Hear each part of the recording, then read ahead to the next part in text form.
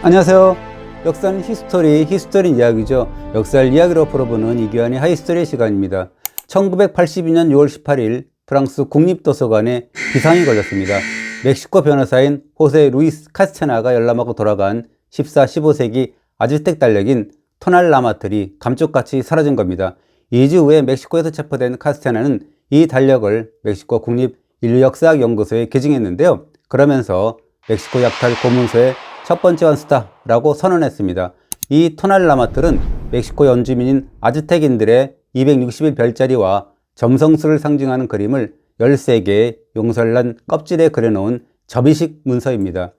이 문서는 당시 멕시코에 머물렀던 이탈리아 귀족인 로렌조 베나투치 등 여러 경로를 거쳐서 1802년 역시 멕시코에 있었던 프랑스 유물학자 발데크의 수중에 들어갔는데요. 발데크는 1840년 이 고문서를 프랑스로 반출한 뒤에 천문학자인 오뱅에게 팔아넘겼습니다. 이때부터 명칭이 오뱅 토날라 마틀이 되었습니다. 다시 수집가인 구필에게 매각되었고요. 이 유물이 1898년 프랑스 국립도서관에 기증되었습니다. 그러니까 프랑스 측에서는 명백한 절도 행위를 통한 문화재 회복은 인정할 수 없다 라면서 멕시코에게 즉각 반환을 촉구했던 것이죠. 그러나 스페인의 정복과 식민 지배 아래서 완전히 말살된 아즈텍 문명을 증거할 이 고문서 사건은 멕시코의 민족 감정을 폭발시켰습니다. 멕시코가 선선히 이 유물을 돌려줄 가능성이 희박해지자 프랑스는 조용한 협상에 돌입했습니다. 오랜 비밀 협상은 마침내 2009년 영구 대여 형식으로 마무리 지었는데요. 영구 대여는 사실 반환과 진배가 없죠. 그로부터 30년이 지난 2012년 10월 2일이었습니다. 일본 스시마 즉 대마도를 찾은 한국의 절도범 일당은 신사인 가해진 진자와 사찰인 간논지 등을 돌면서 통일신라시대 금동열의 입상과 고려 후기에 금동관음 보살 좌상 등을 훔친 뒤에 국내로 밀반입했습니다. 제보를 받은 국내 수사당국의 추적으로 절도단은 일망타진되었고요. 불상 2점도 압수됐습니다. 이 중 국내에서 아무도 소유권을 주장하지 않았던 금동열의 입상은 일본 소장처인 가해진 진자로 보내졌습니다. 하지만 간논지 즉 관음사에서 훔쳐온 금동관음 보살 좌상은 뜨거운 쟁점으로 떠올랐습니다. 충남서산의 부석사가 본래 부석사에서 제작된 이 불상이 외국에게 약탈된 게 분명하다라고 하면서 이 불상을 보관 중인 한국 정부를 상대로 소유권 반환 소송을 제기했기 때문이죠. 2017년 1월 열린 1심 재판에서는 이 불상은 부석사의 소유로 넉넉하게 인정된다라고 하면서 부석사의 손을 들어주었는데요. 그런데 최근 열린 2심 법원은 1심 판결을 뒤집고 일본 간논지 즉 관음사 소유로 인정했습니다. 재판부는 일단 1330년 서주 즉 서산의 옛 명칭이죠. 이 서주에 있었던 부석사가 이 보살상을 제작했다라는 사실은 인정했습니다. 이 근거가 있습니다. 1951년 5월 간논지 즉 관음사에 있던 불상 속 복장 유물에서 불상을 만든 사연을 담은 조성문이 보였는데요. 내용은 이렇습니다. 관세음 보살을 제작해서 서주 즉 서산 부석사에 봉안한다 라는 내용이 있었고요. 철력 3년 즉 1330년 연도가 들어있었습니다. 재판부는 이와 함께 고려말 왜구가 이 불상을 약탈해서 불법 반출했다라는 정황이 존재한다 라고 인정했는데요. 그도 고를 것이 고려사에는 1352년에서 1381년 사이에 왜구가 서산 일대를 침략했다라는 기사가 5차례 이상 보입니다. 특히 1380년 7월 왜적이 서주를 침략하고 계룡산까지 이르렀다라는 기사가 있습니다. 1330년 제작된 부석사 불상이 이 시기에 왜구에게 약탈되었을 가능성을 배제할 수 없습니다. 이것이 국뽕해성이 아닙니다. 일본 학자 기쿠다케 주니치가 왜구의 한 집단인 고노라는 인물이 조선에서 온갖 악행을 저지른 뒤에 1527년에 돌아와서 간논지 즉 관음사를 창건했다라고 하면서 고노의 일방적인 청구 즉 약탈로 고려 불상이 온 것으로 추측된다라고 했습니다. 그래서 1심과 2심 재판부가 왜구의 약탈로 판단하게 된 겁니다. 그렇다면 무엇이 문제가 되죠? 그냥 서산 부석사의 손을 들어주면 되겠네요. 그러나 재판부는 거꾸로 이 불상의 소유권은 간논지다라고 판결합니다. 그 이유가 무엇이었을까요? 우선 1330년 불상을 제작한 서주부석사가 현재 서산부석사와 같은 종교단체라는 입증이 되지 않는다라고 했습니다.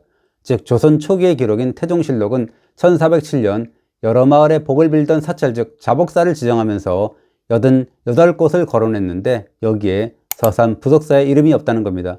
또 1424년 억불책을 쓰면서 세종실록에 남겨둔 36곳의 절 명단에도 서산 부석사가 보이지 않는다는 겁니다.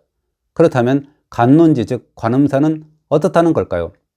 외국 우두머리 출신인 고도가 약탈해간 불상을 관논지에 둔 것은 일종의 악의적인 점유가 맞다라고 보기는 했습니다. 그러나 관논지는 1953년 1월 26일 민법상 법인이 됩니다. 이후 법인 관논지가 고노의 악의적인 점유를 알지 못한 채 불상을 취득 시효인 20년이 인정되는 1973년 1월 26일까지 소유하게 되었다라는 겁니다. 그 사이 관논지 본전에 둔 불상과 관련해서 누구도 문제를 제기하지 않았다라는 겁니다. 판결문은 관논지가 평온하고 공연하게 즉 떳떳하게 소유했다라는 표현을 씁니다. 2심 재판부의 판결에 대해 조계종단과 원고인 부석사 측은 강력히 반박했습니다. 우선 조계종은 규탄 성명을 냈습니다. 법원의 판결이 한국 불교 1700년 역사를 부정하는 것이나 다름없다라는 겁니다. 물론 태종실록 및 세종실록 등에서 거론된 사찰명에 부석사 이름이 없는 것은 맞다는 겁니다. 그러나 이때는 신라시대 대표적인 사찰인 경주 불국사나 대구 동화사, 금강산 유점사는 물론이거니와 부석사의 본사인 예산의 수석사 이름도 빠져있다라고 합니다. 법원이 단지 실록의 기록 여부만을 가지고 사찰의 연속성을 판단한 것은 납득하기 힘들다라는 겁니다. 또 현존하는 사찰의 상당수는 몽골 침입은 물론이거니와 임진왜란과 병자호란, 한국전쟁 등을 거치면서 소실되고 다시 복원되었다는 겁니다. 그렇다면 한국전쟁으로 전소되었다가 완전히 복원된 월정사 같은 사찰도 부석사처럼 연속성과 동일성을 이뤘다는 걸까요? 말도 안 된다는 것이 불교계와 부석사 측의 주장입니다. 부석사 측은 또 2017년 사찰 경내에서 실시한 문화재 지표조사 결과를 증거 자료로 내놓았습니다. 즉 사찰 경내에서 어걸문 기와편과 청자편 등에서 고려시대 유물을 다수 발견했다라는 겁니다.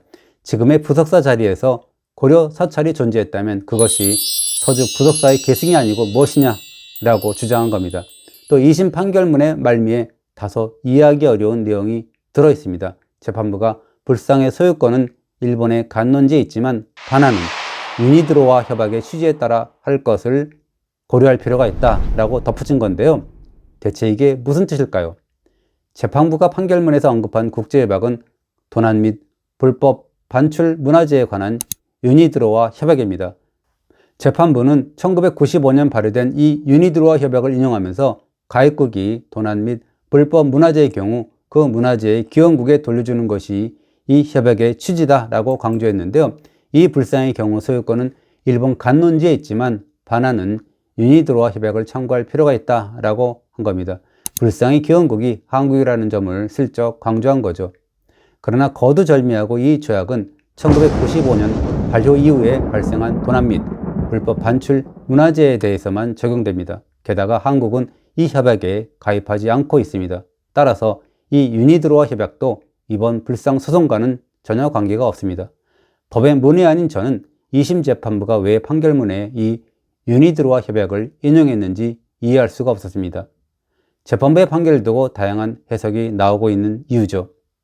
조계종단과 부석사 측은 즉각 반발했습니다.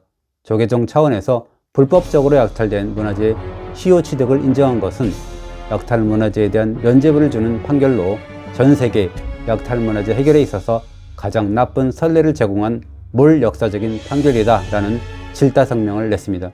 이를 두고 2심 재판부가 불상의 소유권을 다투는 이 소송에서는 일본 관논지 측에 손을 들어주면서 반환 문제는 유니드로와 협약의 취지에 따라 정부가 한번 해결해 보라 라고 공을 넘겼다는 해석이 있습니다. 여론의 부담을 느낀 재판부의 책임회피다라는 말도 있고요. 혹은 패소한 부석사 측을 위한 립 서비스 혹은 일종의 레터릭이다라는 분석도 있습니다. 다른 의견도 있습니다.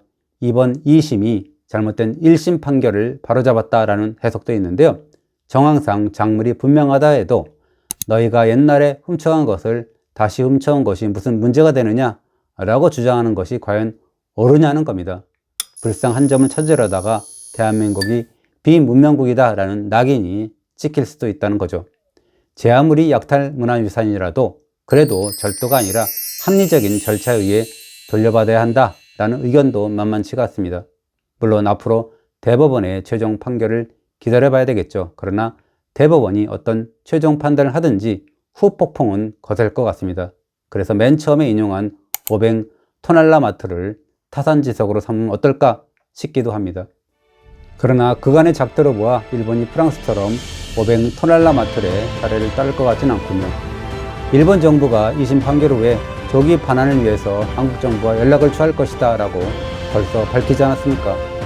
한국 정부의 외교적인 능력이 다시 도마 위에 오르겠네요. 한번 지켜봐야겠습니다. 오늘도 잘 보셨다면 구독 눌러주시고요. 좋아요도 부탁합니다. 감사합니다.